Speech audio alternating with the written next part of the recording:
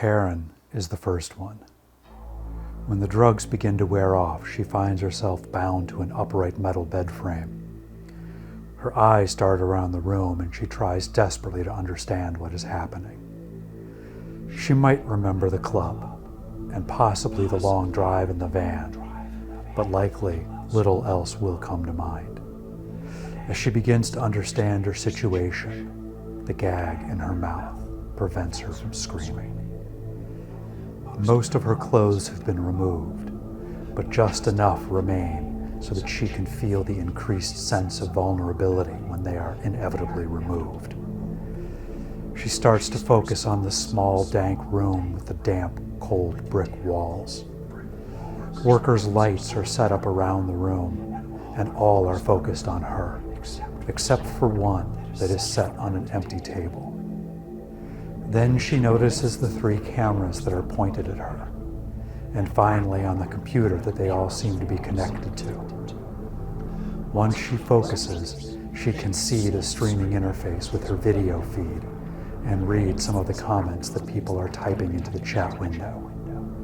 Then she begins to struggle against her restraints again until she is exhausted. That is when I enter the room. There is a fantastic mix of emotion in her eyes.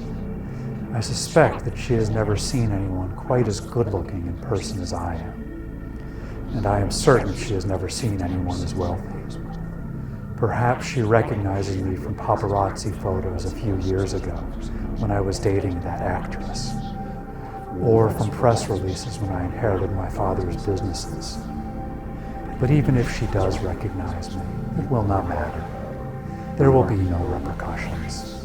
Even if it all becomes public, I will escape. I am too powerful, rich, and trusted. And this moment here is my birthright, my destiny. This is what I was made for.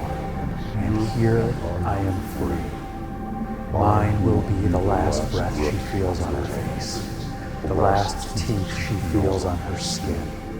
This moment will be branded into her brain in hot, scarred tissue, and I will be eternal inside her. And as her body is whittled away, I will live forever in her.